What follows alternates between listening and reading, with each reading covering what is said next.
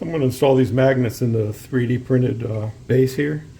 I've got my magnets all stacked together and loaded. This is the top, and the hole is a lot larger than the magnet, and that's by design. Just makes it easier to deal with. But what I do is use some CA glue and put a large drop in the bottom of the well.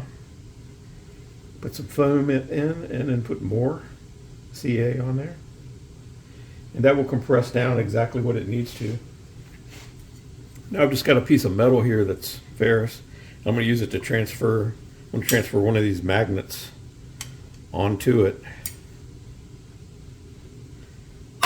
and then transfer it over to here. This is where it gets a little tricky because the magnet's going to want to jump into one of those other slots. Okay, I got it in there now. Just going to work in a little more glue. And I'm going to use an activator that I've got in this syringe here. And this metal bar, this actually holds the magnets flush to the top surface, and there allows them to be all flush at the top and have the most holding power.